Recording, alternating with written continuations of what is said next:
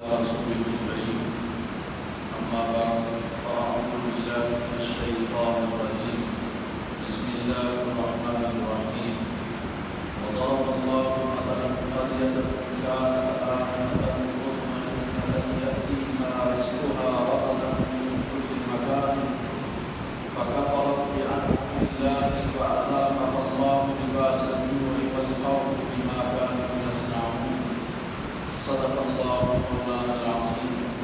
وبلغنا رسوله النبي الكريم الأمين ونحن على ذلك لمن الشاهدين والشاكرين والحمد لله رب العالمين. معزز والمكرم سامعين وحاضرين، آزادی کا دن قریب آ رہا ہے اور آزادی کا دن منانا کوئی نئی بات تو ہے نہیں. دنیا بھر میں یہ دن منایا جاتا ہے اور کئی طرح کے دن منائے جاتے ہیں اور مختلف قوموں میں مختلف ملکوں میں مختلف نام سے ایام منائے جاتے ہیں. دن کا منانا یا خاص کرنا یہ کوئی نئی بات بھی نہیں ہے اور غیر شرعی بھی نہیں ہے. اللہ تبارک و تعالیٰ نے قرآن میں فرمایا ہے وَذَكِّرْهُمْ بِأَيَّامِ اللَّهِ إِنَّ فِي ذَلِكَ لَآيَاتٍ لِكُلِّ صَبَّارٍ شَكُورٍ. اللہ تعالیٰ نے فرمایا کہ اللہ کے جو دن ہیں انہیں یاد کیا کرو. وَذَكِّرْهُمْ یاد رکھا کرو. تو یہ تو بار بار ہم دن مناتے ہیں، اصل میں اللہ کی نعمتوں کا شکر ادا کرتے ہیں. وہ دن جس میں اللہ تعالیٰ ہم پر مہربانی کرے، ہم پر اپنا فضل کرے اور اپنی نعمتیں ہمیں عطا فرمائے، وہ دن اللہ کہہ رہا ہے اس کو یاد رکھنا تم کو. وذکرہم، اس حکم کے تحت ہم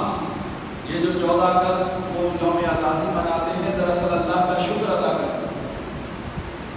اور فرمایا کہ یہ یاد کرنا لکل صبار شکور، یہ نشانی ہے صبر کرنے والوں کی اور شکر ادا کرنے والوں کی.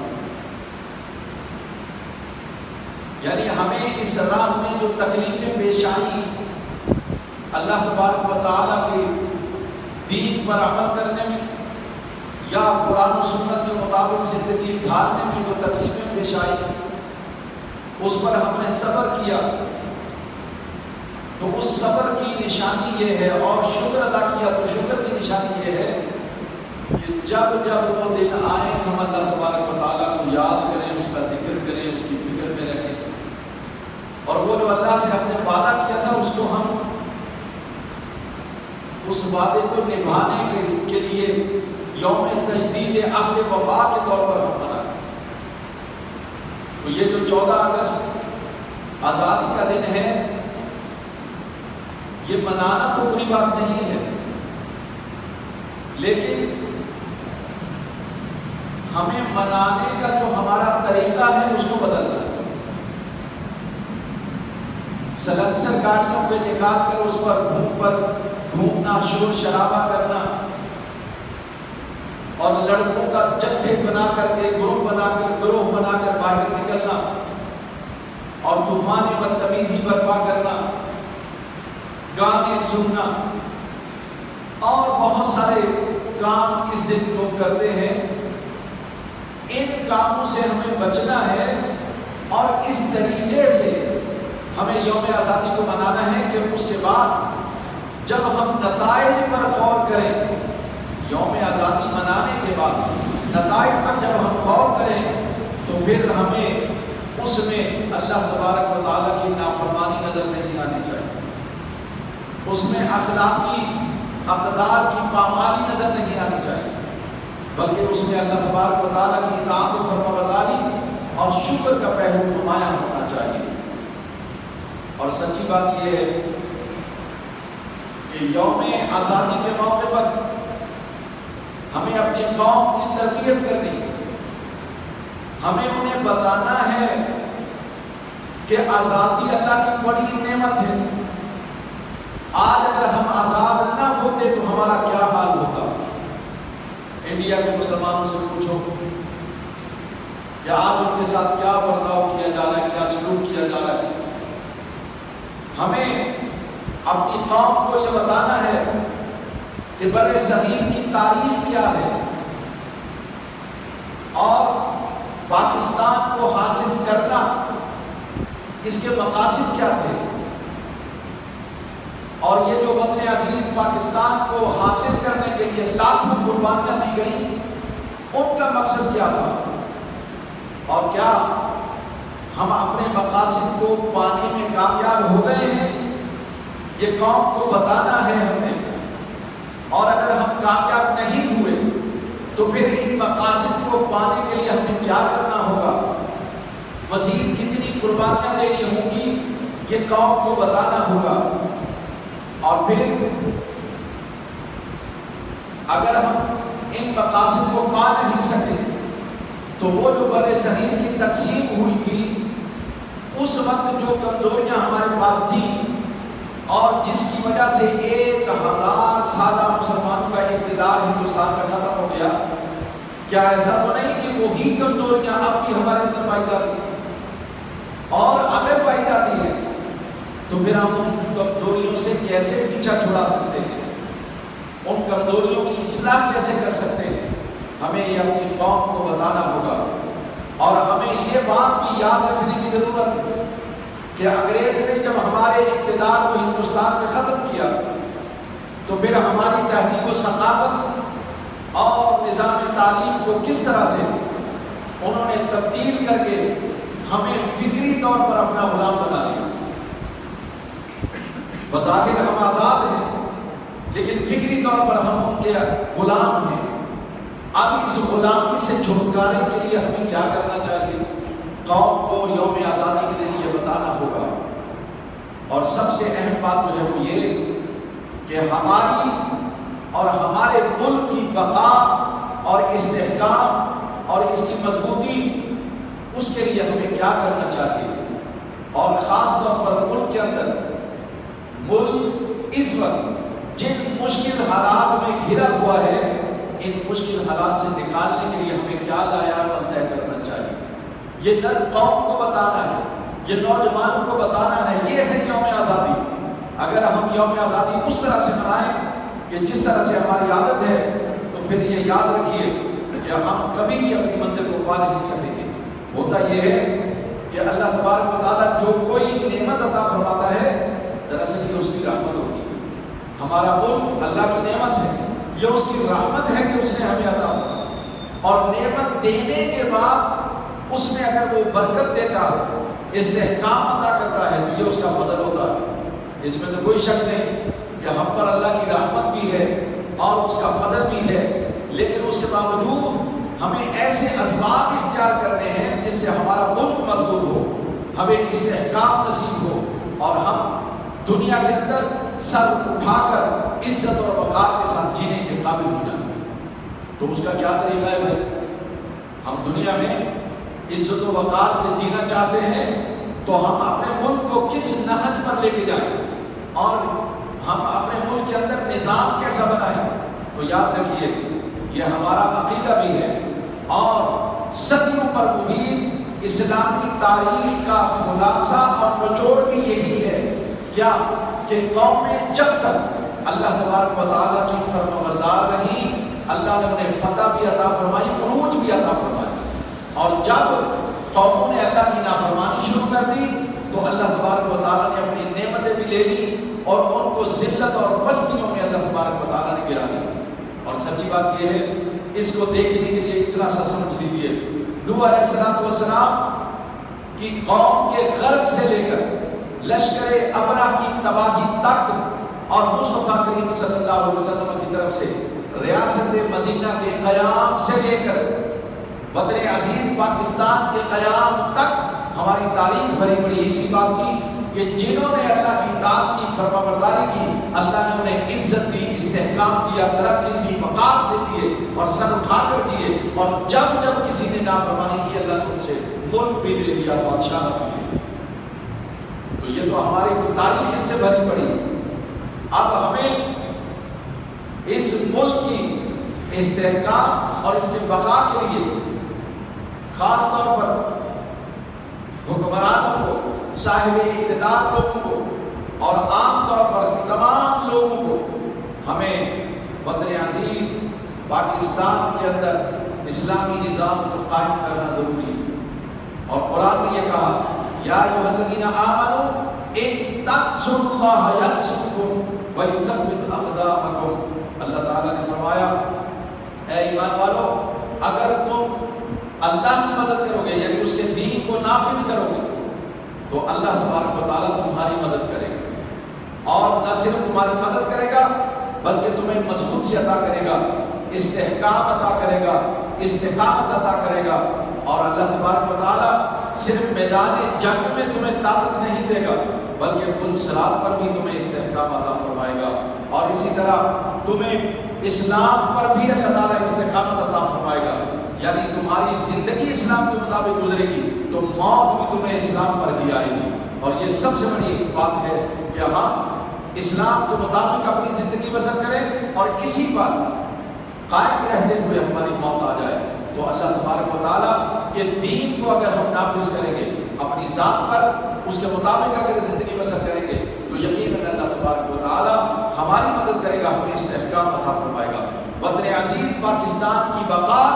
اور اس کا استحکام یہ اسلامی نظام کے نفاذ سے جڑا ہوا۔ آج یہاں پر اسلامی نظام کو نافذ کر دیا جائے تو ہمارا ملک مستحکم ہو جائے گا، مضبوط ہو جائے گا، ترقی یافتہ ہو جائے گا۔ لیکن یہاں ہم کیا کریں؟ یہاں جو لوگ عقل مند کہلاتے ہیں وہ کئی احمقانہ سوچیں پھیلاتے رہتے ہیں، بلکہ وہ دینی بات کرنے والوں کا یا اسلامی نظام کے نفاذ کی بات کرنے والوں کا مذاق اڑاتے ہیں، اور وہ یہ کہتے ہیں کہ یہ کیسے ممکن ہے کہ دین پر عمل کرنے سے وطن عزیز پاکستان کو استحکام ہوگا، یا قوم کو ثابت قدمی نصیب ہوگی، یا معیشت مضبوط ہوگی۔ اس سے کیا تعلق ہے؟ یعنی اسلام کے نفاذ سے کیا تعلق ہے؟ اور سچی بات یہ ہے بظاہر تو ایسی کوئی بات نظر نہیں آتی، لیکن ہمارے ملک کا استحکام، ترقی اور اس کی معیشت کی بحالی کا تعلق اسلامی نظام کے نفاذ سے ہے۔ اور ان کی اس احمقانہ سوچ کا جواب دیتے ہوئے علامہ محمد اقبال رحمۃ اللہ تعالی علیہ نے یہ اشعار کے اندر یہ بات فرمائی ہے کہ تیرے سینے میں دم ہے دل نہیں، تیرے سینے میں دم ہے دل نہیں، اور تیرے دم میں گرمی محفل نہیں، تیرے دم میں گرمی محفل نہیں، اور گزر جا عقل سے آگے کہ یہ چراغ راہ منزل نہیں۔ کیا ہے وہ؟ یہ پیغام دینا چاہ رہے ہیں کہ بھئی دیکھیے تمہارے اندر دم یعنی سانس کا آنا جانا تو برقرار ہے، لیکن ہم اس کو دل نہیں کہہ سکتے کیونکہ اللہ کا خوف اس میں نہیں، مصطفیٰ کی محبت اس میں نہیں۔ جب تک خدا تعالیٰ کی محبت اور اس کے رسول صلی اللہ علیہ وسلم کا شوق اور محبت ہمارے دل میں نہیں ہوگی، ہمارا دل دل کہلانے کے قابل نہیں۔ اور جب یہ دل نہیں ہوگا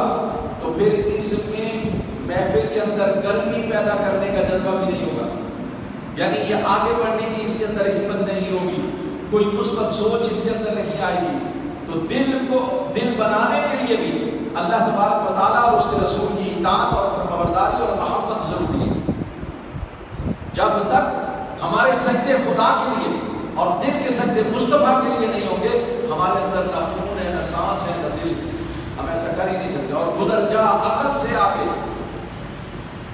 کہ یہ لوگ اصل میں کیا ہے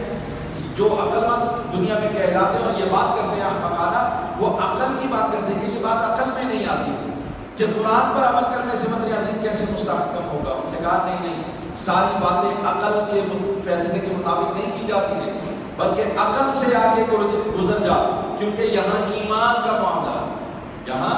ایمان کا معاملہ ہے، اور عقل سے آگے کیا ہے کہ ہماری منزل عقل نہیں ہے، یہ تو چراغ راہ ہے، ہمیں راستہ دکھاتی ہے عقل، لیکن یہ ہماری منزل نہیں۔ ہماری منزل اللہ کی رضا اور مصطفیٰ کریم صلی اللہ علیہ وسلم کی خوشنودی ہے۔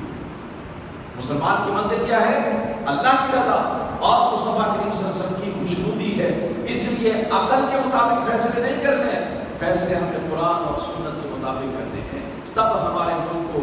استحکام جو ہے وہ نصیب ہوگا۔ اب تھوڑی سی بات، اگر ہم تھوڑا سا اپنی تاریخ کو بتائیں، جب پاکستان بنا تھا تو ہمیں سوچنے کی ضرورت ہے کہ اس وقت وہ کون سی طاقت تھی کہ جس نے سینکڑوں زبانوں کے بولنے والے، سینکڑوں علاقوں کے رہنے والے اور الگ الگ تہذیب اور ثقافت سے تعلق رکھنے والے تمام لوگوں کو جمع کر دیا، اکٹھا کر دیا اور یک آواز بنا دیا اور ایک طاقت بنا دیا۔ وہ کون سی طاقت تھی؟ وہ ایک ہی طاقت تھی، پاکستان کا مطلب کیا؟ اونچی آواز سے کہیے، پاکستان کا مطلب کیا؟ لا الہ الا اللہ۔ یہ وہ طاقت تھی لا الہ الا اللہ کی جس نے ہم سب کو ایک کر دیا۔ نہ کوئی پنجابی، نہ کوئی سندھی، نہ کوئی پشتو، نہ کوئی بلوچی، نہ کوئی سرائکی، نہ ہی کوئی ہندکو اور نہ ہی کوئی ہندی والا، نہ ہی کوئی بنگالی، کوئی بھی زبان، سب نے کہا کہ پاکستان کا مطلب کیا؟ لا الہ الا اللہ۔ یہ لا الہ الا اللہ کی وہ طاقت ہے، وہ قوت ہے جس نے ہم سب کو اکٹھا کر دیا تھا۔ اور سچی بات یہ ہے آج بھی ہمیں اسی بات کی ضرورت ہے کہ ہم کیا کریں؟ لا الہ الا اللہ کلمہ کی بنیاد پر ہم سب جمع ہو جائیں، اکٹھے ہو جائیں اور اس ملک کے استحکام اور ترقی کے لیے کام کریں، تو انشاءاللہ العزیز ہمارا ملک جو ہے وہ مستحکم ہو جائے۔ یہاں میں علماء کی بات کرنا بھی چاہوں گا تاکہ آپ تک یہ پیغام پہنچا کہ مارچ 1925 میں مراد آباد بھارت کے اندر شہزادہ اعلیٰ حضرت مولانا حامد رضا خان فاضل بریلوی رحمۃ اللہ تعالی علیہ، ان کی صدارت میں پورے ہندوستان کے علماء و مشائخ جمع ہوئے اور 4 روزہ کانفرنس منعقد ہوئی۔ اس کانفرنس میں ایک تنظیم کی بنیاد رکھی گئی جس کے صدر امیر ملت سید جماعت علی شاہ صاحب محدث علی پوری رحمۃ اللہ تعالی علیہ چنے گئے، اور جس کے سیکرٹری جنرل صدر اللہ فاضل حضرت مولانا نعیم الدین مراد آبادی رحمۃ اللہ تعالی علیہ وہ چنے گئے، اور یہ تنظیم 1925 میں قائم ہوئی اور انہوں نے بڑھ چڑھ کر سیاست میں حصہ لیا، جلسے کیے، جلوس کیے اور لوگوں کو کانگریس سے ہٹا کر 2 قومی نظریہ پر جمع کیا۔ اور آپ کو یہ یاد رہنا چاہیے کہ علامہ اقبال نے بہت بعد میں، قائد اعظم محمد علی جناح رحمۃ اللہ علیہ بہت بعد میں 2 قومی نظریہ کو ایکسیپٹ کیا اور اس کے مطابق کام کیا۔ اعلیٰ حضرت علیہ الرحمہ نے 1920 یا اس سے بھی پہلے آپ نے 2 قومی نظریے کی بنیاد رکھی۔ اس پر ہمیں غور کرنا چاہیے۔ علامہ اقبال نے 2 قومی نظریہ پیش نہیں کیا، انہوں نے 2 قومی نظریہ اعلیٰ حضرت علیہ الرحمہ کا بتایا ہوا وہ قوم کے سامنے پڑھ کر سنایا، اور قائد اعظم محمد علی جناح رحمۃ اللہ علیہ نے اس کے مطابق عمل کرنے کی ٹھان لی کہ ہاں 2 قومی نظریہ جو ہے وہ اسی پر عمل ہونا چاہیے۔ یعنی ہم ہندو اور ہم الگ الگ قوم ہیں، ہمارا مذہب الگ ہے، ثقافت الگ ہے، تہذیب الگ ہے، تمدن الگ ہے، ہماری زندگی گزارنے کے طور طریقے الگ ہیں، ہمارا پیغمبر ہمارا خدا الگ ہے، بس یہ 2 قومی نظریے کی بنیاد۔ اور اس کے بعد آل انڈیا سنی کانفرنس، جسے الجمعیت العالمیت المرکزیہ بھی کہا جاتا ہے، 27 اپریل سے لے کر 30 اپریل تک 1946 کے اندر بنارس سنی کانفرنس کے نام سے تاریخ کے اندر یہ بات موجود ہے۔ وہاں بنارس میں، ہندوستان میں اتر پردیش کا ایک شہر ہے بنارس، وہاں پر 1946 میں 27 اپریل سے لے کر 30 اپریل تک ایک بہت بڑی کانفرنس منعقد ہوئی، اور آل انڈیا سنی کانفرنس کا یہ اجلاس، اس میں پہلی مرتبہ یہ مطالبہ کیا گیا کہ ایک ملک ہمیں الگ چاہیے جس کا نام پاکستان ہے۔ تو انہوں نے پاکستان کے مطالبے کے لیے یہ کام کیا، اور علماء و مشائخ وہ جمع ہوئے اور ہر طرح کی قربانی دینے کے لیے تیار ہو گئے، اور انہوں نے اس کو اپنا فرض منصبی سمجھا کہ ہم اس کے لیے ہر طرح کی قربانی دینے کے لیے تیار ہیں۔ اور پھر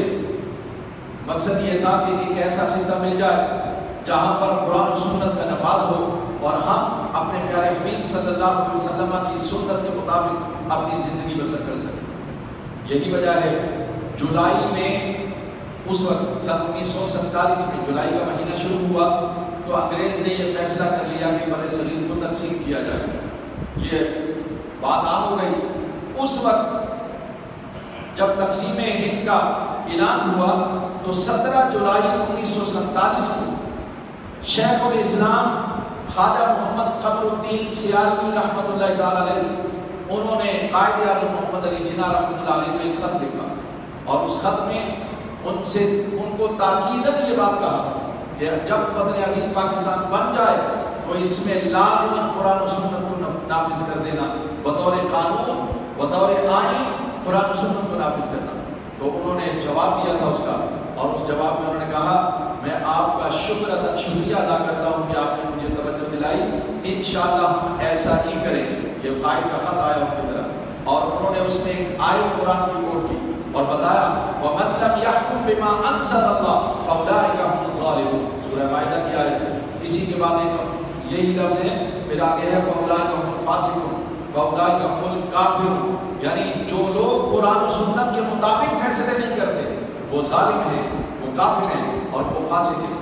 تو قائد اعظم محمد علی جناح رحمۃ اللہ علیہ نے ان کی بات کو ایکسیپٹ کیا اور کہا کہ ہم ضرور وطن عزیز پاکستان جب بن جائے گا تو ہم اس میں قرآن و سنت کو نافذ کریں گے۔ اب سب سے بڑی بات ہے اس وقت جن معاشی مشکلات کے اندر وطن عزیز پاکستان گھرا ہوا ہے اس کو ٹھیک کرنے کے لیے ہمیں کیا کرنا چاہیے؟ اصل میں وسائل کی کمی نہیں ہے۔ اس وطن عزیز پاکستان کو سونے کی چڑیا اگر آپ کہیں تو یہ بھیجا نہ ہو، وسائل بہت ہیں لیکن ہمارا معاملہ یہ ہے کہ ہمارے اندر خیانت آ گئی، بددیانتی آ گئی، لوٹ مار آ گئی، دنیا سے محبت آ گئی اور ہم نے وطن عزیز پاکستان کے قومی خزانے کو اپنے گھر کی کمائی سمجھ لیا اور یہی وجہ ہے کہ ہم چوری کر رہے ہیں، ڈاکے مار رہے ہیں، ظلم و ستم کر رہے ہیں اور اس کو ہم پورا اپنی چوری کو چھپانے کے لیے عوام کو مہنگائی کی چکی میں پیس رہے ہیں اور ان پر ہم ٹیکس پر ٹیکس لگائے جا رہے ہیں اور ان کی اوقات سے بڑھ کر ہم ان سے ٹیکس اکٹھا کر رہے ہیں۔ حالانکہ ہونا کیا چاہیے کہ ہمیں چادر دے کر پاؤں پھیلانے چاہیے، ہماری جتنی آمدنی ہے اس کے مطابق ہمارا خرچ ہونا چاہیے، لیکن ایسا نہیں۔ آپ کو حیرانی ہوگی ابھی جو بجٹ پیش ہوا تھا اس میں 850 ارب آمدنی سے زائد خرچ ہمارا ظاہر کیا گیا۔ یا اب یہ خرچ کہاں سے پورا کریں گے؟ مثال کے طور پر آمدنی ہے آپ کی جو ہے وہ 10 ارب مثال کے طور پر، اور آپ خرچ کتنا کر رہے ہیں 20 ارب، تو بھائی یہ 10 ارب کہاں سے لے کے آئے؟ اس کا مطلب یہ ہے کہ ہمارے خرچ میں اعتدال ہونا چاہیے، توازن ہونا چاہیے، اور رسول اللہ صلی اللہ علیہ وسلم نے فرمایا کہ من اقتصد اغناہ اللہ ومن بدر افقرہ اللہ۔ یہ مسند بزار کی حدیث نمبر 946 ہے۔ فرمایا کہ جو لوگ میانہ روی سے مال خرچ کرتے ہیں اللہ تعالیٰ انہیں غنی کر دیتا ہے، اللہ تعالیٰ انہیں امیر کر دیتا ہے، اور جو لوگ فضول خرچی کرتے ہیں اللہ تعالیٰ انہیں فقیر بنا دیتا ہے، اللہ تعالیٰ انہیں منگتا بنا دیتا ہے اور وہ بھکاری بن کر لوگوں سے بھیک مانگتے ہیں اور قرضے پر قرضے لے کر اتارتے نہیں۔ کرنے کی ضرورت یہ ہے کہ بھائی ہمیں ضرور ایسا کرنا چاہیے کہ اپنی آمدنی دیکھ کر یا تو حکومت ایسا کرے کہ آمدنی کے ذرائع بڑھائے، وسائل بڑھائے، آمدنی بڑھائے تاکہ اس میں اپنا خرچ بھی پورا کرے اور اپنا قرض بھی اتارے۔ اب یہ قرض اتارتے نہیں اور آمدنی بڑھاتے نہیں، نتیجہ یہ نکلتا ہے کہ خسارے میں بجٹ پیش کیا جاتا ہے، وہ خسارہ پھر ٹیکسز سے پورا کرنے کی کوشش کی جاتی ہے، یا پھر قرض لیے جاتے ہیں تو قرض پر مزید سود لیا جاتا ہے۔ اس طرح سے ہمارے اوپر بچہ جو ہے وہ لاکھوں روپے کا جو ہے مقروض ہو چکا ہے۔ تو کرنے کی ضرورت یہ ہے اعتدال پیدا کریں۔ تو یہ جو یوم آزادی ہے دراصل اس کو اس طرح سے منانا چاہیے کہ ہم یہ طے کر لیں اس یوم آزادی پر کہ بھائی آزادی کا مطلب کیا ہے کہ اپنے وطن کی مینوفیکچرنگ کو ترجیح دے، یہاں جو گاڑیاں بنتی ہیں وہ استعمال کرے، باہر سے منگانے کی کیا ضرورت ہے؟ اور لوگوں کو فری بجلی دینے کی کیا ضرورت ہے؟ سب لوگ برابر ہیں، قانون اور آئین کے مطابق سب برابر ہیں، تو کسی کو فری بجلی اور فری پیٹرول اور غریبوں کے لیے ٹیکسز، مہنگا تیل، مہنگی بجلی اور وہ بھی نہیں آتی، تو یہ ظلم ہے، یہ زیادتی ہے۔ لہذا ضرورت اس بات کی ہے کہ حکومت اپنے اخراجات کم کرے، اداروں کے اخراجات کم کرے، بلکہ وفاقی حکومت کے زیر انتظام کئی ڈپارٹمنٹس ایسے ہیں جن کی کوئی ضرورت نہیں، نہ وہ کوئی کام کر رہے ہیں، بس ایسی خام میں پیسہ وہاں جا رہا ہے، ان کو بند کرنے کی ضرورت ہے۔ اور یہ سب سے اہم بات ہے کہ ہم اپنے اخراجات کو کم کریں اور اپنی آمدنی کو بڑھائیں، اور یہ یوم آزادی یہ ہمیں موقع دیتا ہے کہ اس موقع پر ہم یہ اعلان کریں۔ اور سب سے اہم جو بات وہ یہ ہے کہ نوجوان نسل کا حال یہ ہو گیا ہے کہ یہ فکری طور پر آزاد نہیں ہے، فکری طور پر یہ آزاد نہیں، کیوں؟ یہ دوسروں کی لینگویج سیکھنے پر بڑی محنت کرتے ہیں، اپنی لینگویج کا ان کو معلوم ہی نہیں، یہ دوسروں کے لباس پر اتراتے ہیں اور اپنے لباس کی نہ اہمیت کا پتہ ہے نہ وقار کا پتہ۔ یہ سب سے اہم بات ہے، گویا کہ یہ احساس کمتری کا شکار ہے۔ اس احساس کمتری سے نکالنے کے لیے ضروری ہے اپنی قومی زبان اردو کو نافذ کیا جائے۔ اس احساس کمتری کو ختم کرنے کے لیے ضروری ہے ہماری تمام کارروائی، دفتری جتنے امور ہیں ان کو قومی زبان اردو میں انجام دیا جائے۔ یہ سب سے اہم ہے، ہماری ہر تحریر اردو زبان میں ہونی چاہیے، اور دنیا میں رشیا ہو، جرمنی ہو، جاپان ہو، کوریا ہو، فرانس ہو، یہ سب لوگ اپنی زبانیں نافذ کر کے ترقی کر گئے، اور ایک اہم ہے جو لکیر کے فقیر بنے، اور ابھی تک ہم کامیاب نہیں ہو سکے۔ اور اقبال رحمۃ اللہ تعالی علیہ نے فرمایا تھا، غلامی میں ناکام آتی ہے شمشیریں نہ زنجیریں، غلامی میں ناکام آتی ہے شمشیریں نہ تدبیریں، جو ہو ذوق یقین پیدا تو کٹ جاتی ہے۔ آپ کو یقین ہونا چاہیے کہ اگر ہم اپنی زبان سیکھیں گے، اپنا لباس پروموٹ کریں گے، تو ہم عزت اور وقار سے جئیں گے۔ جب آپ کو یہ یقین ہو جائے گا اور آپ کو اپنے اوپر جو ہے وہ ایک یوں سمجھیں کہ احساس ہونے لگے گا، احساس برتری آپ کے اندر پیدا ہوگا، تو تب جا کر آپ آگے بڑھ سکیں گے، آپ ترقی کر سکیں گے۔ لیکن کیا کیا جائے کہ ہمارے نظام تعلیم نے ہمیں فکری طور پر انگریز کا غلام بنا دیا، اور ہم غیر مسلموں سے بڑے مرغوب ہوتے ہیں اور ان کی تہذیب پر فخر کرتے ہیں۔ جب تک ہم اپنی تہذیب پر، یعنی رسول اللہ صلی اللہ علیہ وسلم کی سیرت طیبہ اور صحابہ کرام نے جس طرح سے زندگی بسر کی، جب تک ہم ان کے طریقے پر نہیں چلیں گے اور اس پر فخر نہیں کریں گے، ہم کبھی آگے نہیں بڑھ سکتے۔ اس لیے اقبال نے کہا تھا، اپنی ملت کو قیاس اقوام مغرب سے نہ کر، اپنی ملت کو قیاس اقوام مغرب سے نہ کر، خاص ہے ترکیب میں رسول قوم ہاشمی، خاص ہے ترکیب میں قوم رسول ہاشمی، اور ان کی جمعیت کا ہے ملک و نسب پر انحصار، ان کی جمعیت کا ہے ملک و نسب پر انحصار، قوت مذہب سے ہے مستحکم جمعیت ہے۔ ہماری جمعیت جو ہے یا ہمارا ملک، ہمارے اکٹھا ہونا، یہ قوت جو ہے اس کے اندر مذہب کی قوت، اور اگر آپ مذہب کو نافذ نہیں کریں گے تو پھر آپ یقیناً کبھی بھی مستحکم نہیں ہو سکیں گے۔ اور آخر میں سب سے اہم بات، اور وہ بات ہے عدل و انصاف۔ یاد رکھیے، ہر بندہ یہ چاہتا ہے میں دوسروں پر حاوی ہو جاؤں، میرا دوسروں پر روب ہو جائے، میں دوسروں پر جو ہے وہ روب جماؤں، میرا ہاتھ اوپر ہونا چاہیے، اور یہ بھی چاہتا ہے میں چاہے لوگوں کے استحسان کرتا رہوں، ان کے حقوق چھینتا رہوں، میرا ہاتھ روکنے والا کوئی نہ ہو، لیکن اگر میں حقوق چھینوں تو مجھے پوچھنے والا بھی کوئی نہ ہو۔ ہر بندہ یہ آزادی چاہتا ہے، اور یہ ہے وہ انتشار، یہ ہے وہ ظلم اور زیادتی جس کی وجہ سے نہ کوئی معاشرہ قائم رہ سکتا ہے، نہ کوئی ملک قائم رہ سکتا ہے، کیونکہ ظلم کی بنیاد پر کوئی ملک قائم نہیں رہ سکتا، کوئی قوم اکٹھی اور متحد نہیں رہ سکتی۔ اس لیے قرآن میں اللہ نے فرمایا اعدلوا هو اقرب للتقوى واتقوا الله ان الله خبير بما تعملون۔ اعدلوا، عدل کرو،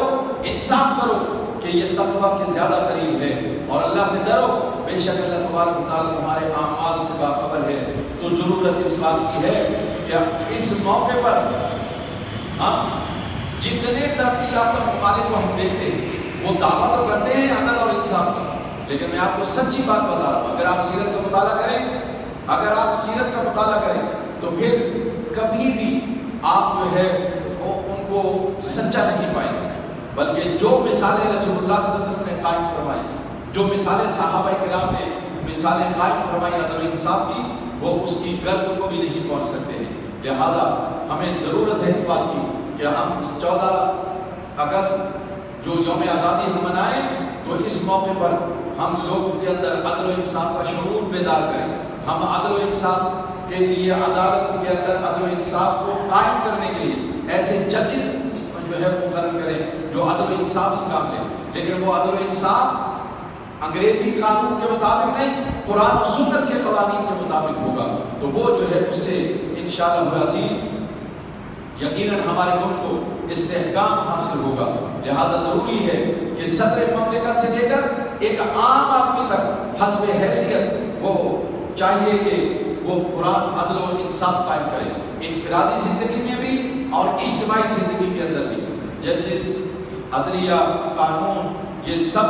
ان کو چاہیے کہ اپنی اپنی ذمہ داریوں کو پہچانیں اور انہیں ادا کرنے کی کوشش کریں۔ فوج کو سرحدوں کی حفاظت کرنی چاہیے، اور عدلیہ کو قانون کی پاسداری کرنی چاہیے، انتظامیہ کو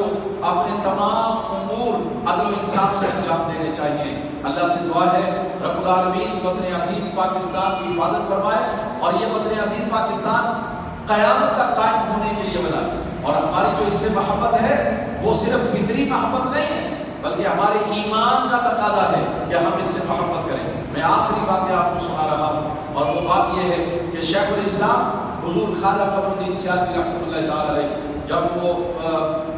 مسلم لیگ انہوں نے جوائن کی تو انہوں نے ایک قصہ واقعہ بیان کیا۔ ان کی ایک کتاب ہے فوز المقال میرے پاس موجود ہے، اس میں انہوں نے یہ لکھا ہے، وہ کہتے ہیں کہ میں نے رات کو خواب دیکھا، اور میں سیال شریف میں تھا اپنے حجرے میں نے خواب دیکھا رسول اللہ صلی اللہ علیہ وسلم میدان عرفات میں ایک تخت لگا ہوا ہے، وہاں پر وہ تشریف لائے، ساتھ میں ایسا